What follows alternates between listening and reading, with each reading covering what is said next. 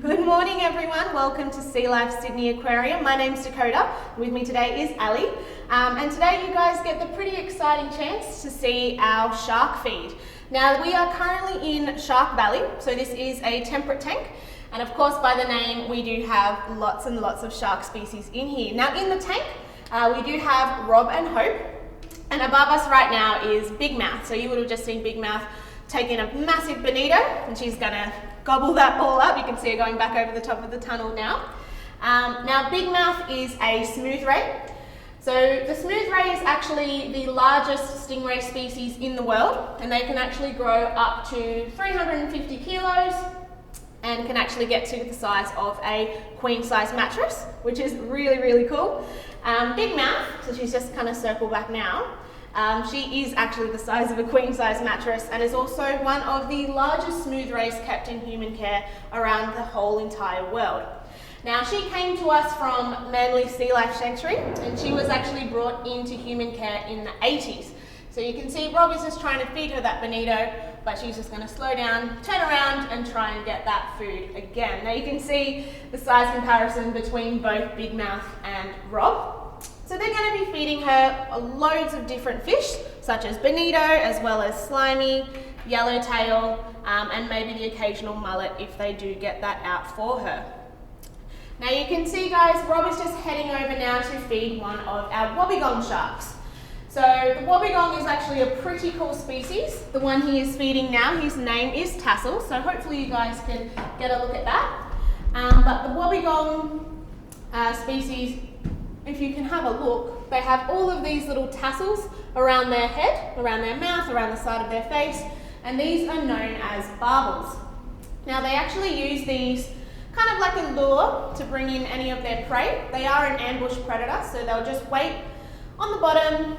There you go, nice. They'll just wait on the bottom of the seafloor, wait for their prey to swim over the top. Again, as I said, use those little barbels as a lure, bring in that food, and then gulp in that food nice and big, just as we saw Tassels do. Now Rob's going to load up another fish for him. You can see it is a big mullet, and we do actually feed our wobbegong from the back, and you can see that Rob is also using a PVC pipe, and that's just an extra type of safety that we have for feeding our sharks. Now under their gloves, guys, you'll see, doesn't want that one. Under our gloves, they also wear chainmail mesh, and that's just another safety precaution that we do put in place. So, as you can see, as our divers are moving along, they've got a whole bunch of other sharks surrounding their feet, and these are our Port Jackson sharks and crested horn sharks. So this is a part of the horn shark family. You can see one of our females swimming over the side there. Now these guys get a whole range of seafood, so they'll get pippies and mussels on non-dive feed days, but when they are targeted they'll get things like pilchards, squid, red spot whiting, and other smaller food like small yellowtail as well. So that was one of our grey nose sharks that just swam past us now. So we'll keep heading up this way guys. Now another really cool fact about the wobbegong shark is that wobbegong is actually an Aboriginal term known for shaggy beard or bearded man. Again, those little bubbles look a lot like a little beard, which is really cool as well. So we do have 3 different types of wobbegong in this tank. We have our spotted wobbegong, our ornate wobbegong, and our Gulf wobbegong. Again, Big Mouth coming over the top of the tunnel. Now guys, we are about to move over into our second feeding station. So this is our Shark Dive Extreme box, and the dives are just going to pop themselves under this side. Rob's going to hang back, and Hope is actually going to try and target our Mulloway fish. Now the Mulloway fish, we'll head around guys, they are a large silvery brown fish. You'll see them come around. But these guys are also known as jewfish, which is short for jewelfish, because these guys have quite large ear bones known as otoliths. And in comparison to other fish otoliths, it is quite large, so it's known as like the jewel of this fish. So hopefully they'll come over and you guys will get a chance to see this. Now if you have any questions at all guys, feel free to jot them down. We can answer that for you. But if not, I will keep talking. Okay, so it looks like we've got a question coming through. Awesome. And this one's from Rupert, age 9. And his question is, what is your favourite fish in the tank, Dakota? Oh, great question, Rupert. That is a tricky one because I do love every single one of them in here. Speaking of sharks, it would be the Port Jackson shark. They do like little puppy dogs to me. But fish, it would be our yellowtail. Our kingfisher swimming above us now. They're also known as amberjacks, but you can see he's quite a large kingfish as well. He's quite a little chunky boy. Awesome. Yeah. And then another question is, how often do the fish in this tank get fed by the divers? By the divers, so we have 3 dive feeds a week. Currently they are Mondays, Wednesdays, sometimes Thursdays like today, or Friday. And that's just another way to make sure that our animals are getting the amount of food that is required for them. So we've got Hope and Rob jumping over the tunnel as well, over to the other side. They're going to keep trying to feed our PJs. Now the Port Jackson shark is actually really cool. So they aren't quite a large shark, probably not the first type of shark you think of when you hear the word shark. But these guys are really cute. As I did say, they are one of my favourites. They look like little puppy dogs. But these guys actually lay eggs. So not many people know that shark species do in fact lay eggs. Not all of them, only about 30% of the population. And the Port Jackson or crested horn, sorry Ali, shark egg is really cool. It's like a large spiral shape. And what they do is after the mum brings that egg out, what she'll do is she'll hold it into her mouth and then drill it into any sort of substrate or sand below. Now guys, you can see Rob and Hope are actually feeding the rest of our PJs, and then we'll move along to see if we can feed any more wobbegongs along the edge. Now, when you come along guys, don't worry, we will be feeding our grey nurse sharks very soon. But what we want to do first is just make sure that everyone else gets their food, and then we can move on to our grey nurse sharks. Now, you can see one of our PJs just swimming along here. As I did say in the beginning, we also have crested horn sharks in here as well. They do look very similar to the PJ, but there are some definitive differences. So for example, I call it the brown bone, but the horn above the PJ's head is not as large as the crested horn, and you can see that definite triangle kind of pattern along the side of her body here. Now we just got another question coming in. So from Henry, aged 4, we've got, how long can the divers stay underwater on those tanks? Oh, good question, Henry.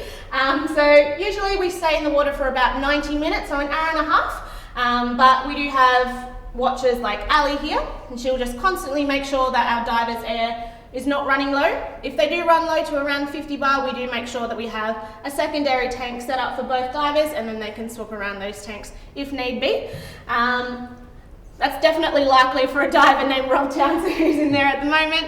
He's very bad on his air, and we do need to change over his tanks from time to time. So you can see he's trying to feed another one of those wobbies. Hopefully we can get a good shot of that kind of lunging forward, big gulping mouth, taking in quite a lot of food. But the reason, guys, that we have 2 divers in the water or 3 divers at some times is, again, that extra count or step of safety. Now, I did introduce Ali at the start. So what Ali's doing, guys, she is our tunnel tender. So you can see she has a clipboard with a pen and paper, and what she's doing, she has a very important job, is she's writing down every single food that our animals are eaten, if they haven't eaten, what type of food as well. Now, all of our seafood that we have, we actually get from Sydney Fish Market. So this is human grade seafood. If I wouldn't eat it myself, or if the divers or whoever's preparing the food for the morning wouldn't eat it themselves, we wouldn't actually feed it to our animals. So they are very spoilt, and they do love their food as well. Now you can see we do have some of our cods around, coming in to get some of that fish. So you can see all of that kind of floating detritus in the water there. We did just try and feed our black cod. Now the cool thing about these cods, guys, is that they actually change sex as well. So they start their lives as a male and then change into female, and that is just for reproductive purposes, which I think is really, really awesome. But Ali, do you want to tell us a little bit more while our divers swap our food over about your job? Oh yeah, so my job was to take people who come to the aquarium diving with the sharks. So it was a pretty cool job, and I hope to be back doing it again soon. But yeah, so all that involved was taking anyone who, you don't have to have experience, but anyone who wants to try diving. And you can come and learn the basics of scuba diving, and then also jump in this tank with our sharks with 2 instructors, so you're extra safe. And they'll be well fed before you get in there. So that's another good little pro tip. You can still book online for those, which is really great as well. So if you're looking for a little pick-me-up for after all of this craziness is ending, you can maybe come here and meet Dakota and myself and come diving with the sharks. That would be awesome. Yes. Alright guys, so you can see Rob is about to head out with a large trevally, and he's going to start feeding our grey nurse sharks. Now these guys, there he is giving us a wave. Now these guys, or the grey nurse shark, there are 2 different populations. So we have the west coast population and also the east coast population. And you can see one of our sharks coming nice and close. This is Striker, one of our females. Hopefully she'll take that fish for you guys to see. Fingers crossed. Oh, here we go.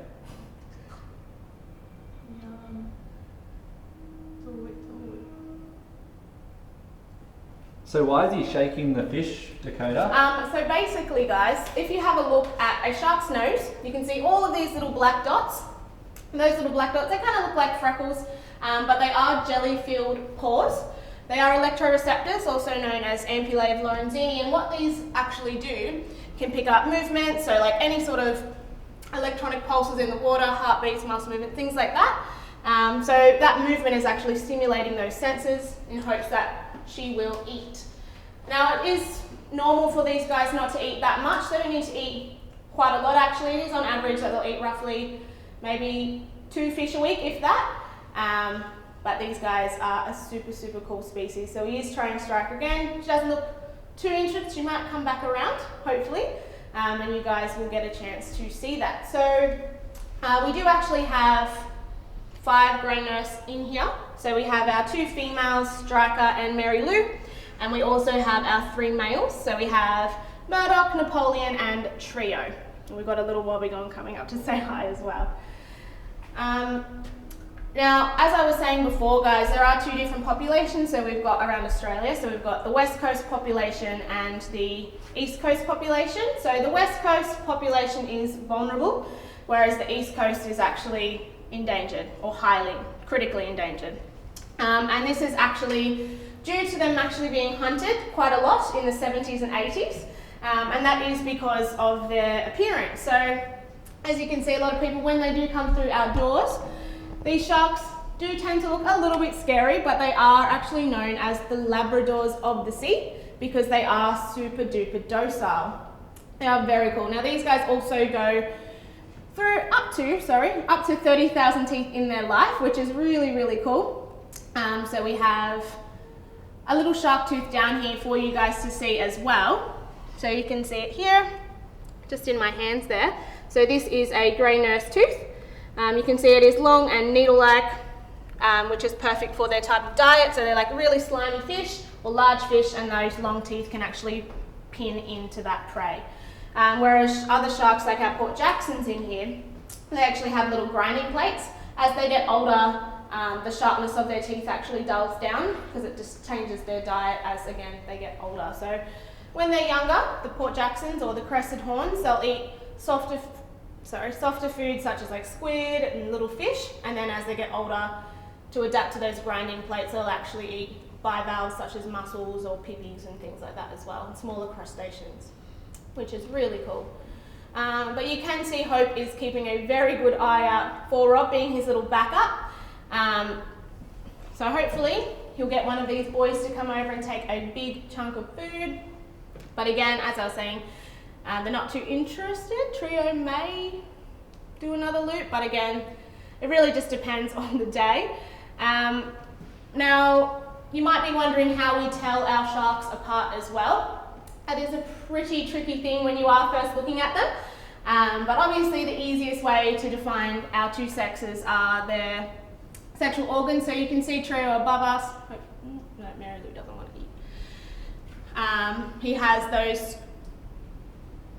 sorry guys, he has those claspers, whereas if you look at Mary Lou, she just has a vent there. So Striker's coming in quite low again. Hopefully she does take that food and you guys will get a chance to see that.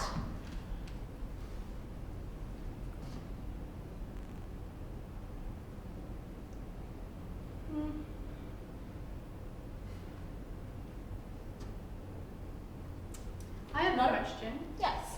Do the grey nose sharks chew their food or do they swallow it whole? So they will actually swallow it whole. So as you saw with those teeth, they'll actually pin it and then just suck in that food as they're eating, which is really, really cool. Oh, cool.